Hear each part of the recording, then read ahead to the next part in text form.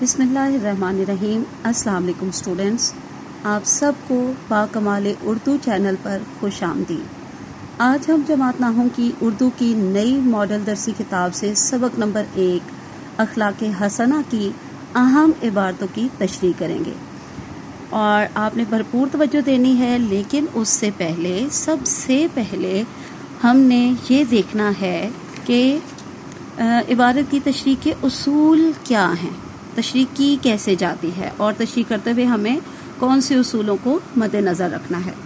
سب سے پہلے تو عبارت کی تشریح والے سوال کو غور سے آپ نے پڑھنا ہے کہ اس نے پوچھا کیا ہے۔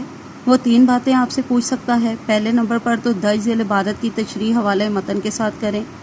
اس سوال میں آپ نے صرف حوالہ متن دینا ہے، کوئی سیاق و سباق نہیں لکھنا، کوئی موقع محل نہیں لکھنا، صرف حوالہ متن لکھنا ہے۔ اچھا، یہاں پہ یہ جان لیں کہ حوالہ متن کا جو اصل معنی ہوتا ہے نا، وہ تو ہے اصل عبارت۔ لیکن جب آپ سے تشریح کے سوال میں یہ پوچھا جائے نا کہ حوالہ متن کے ساتھ تشریح کریں، تو یہاں پر پھر حوالہ متن سے مراد ہوگا سبق کا نام لکھیں اور مصنف کا نام لکھیں، ٹھیک ہے۔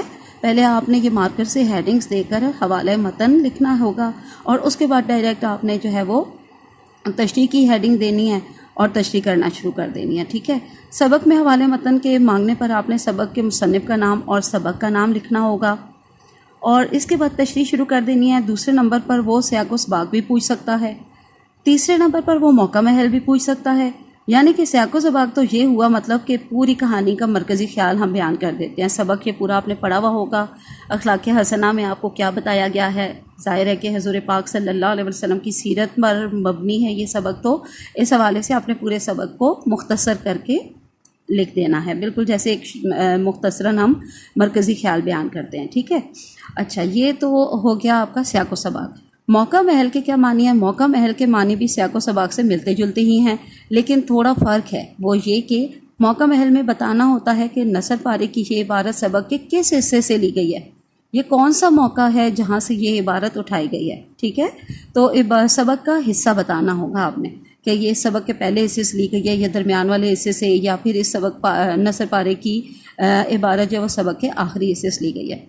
اگر سوال میں سیاق و سباق نہیں پوچھا گیا تو سیاق و سباق کی سرخی یعنی کہ ہیڈنگ نہیں دینی آپ نے، بالکل بھی نہیں۔ لیکن سیاق و سباق کا تھوڑا بہت مواد جو ہے نا، جب آپ تشریح لکھنا شروع کریں گے تو اس کے شروع میں آپ لکھ سکتے ہیں، ٹھیک ہے۔ تشریح کو آپ نے وضاحت کے ساتھ تفصیلی بیان کرنا ہوتا ہے نا۔ خیال رہے کہ تشریح کرتے وقت عبارت کے مطابق آپ جو ہے کسی بھی حدیث، قرآنی آیت کا ترجمہ، یا کسی بھی قول، ضرب المثل یا کہاوت یا شعر، جو بھی زیر تشریح عبارت سے مطابقت رکھتا ہو، اس سے ملتا جلتا ہو، اس سے مماثل ہو، وہ آپ ضرور لکھیں۔ نیلے مارکر سے صفحہ کے درمیان میں واوین ڈال کر، یعنی کہ انورٹڈ کوماز میں آپ نے لکھنا ہے، ٹھیک ہے۔ اچھا، اب ہم جانتے ہیں کہ یہ تشریح ہم نے کرنی کتنی ہے، عبارت کی تشریح کتنی ہونی چاہیے۔ پیپر میں یہ سوال جو ہے نا عبارت کی تشریح کا، یہ سوال نمبر 3 ہوتا ہے۔ فیڈرل بورڈ کا جو پیپر پیٹرن ہے اس میں سوال نمبر 3 ہوتا ہے عبارت کی تشریح، اور یہ سوال جو ہے 5 نمبر کا ہوتا ہے۔ سبق کا نام اور مصنف کا نام لکھنے کے بعد عبارت کا 3 گنا یعنی 1 سے 1.5 صفحہ کم سے کم تشریح آپ نے کرنی ہوتی ہے پیراگراف کی صورت میں، ٹھیک ہے۔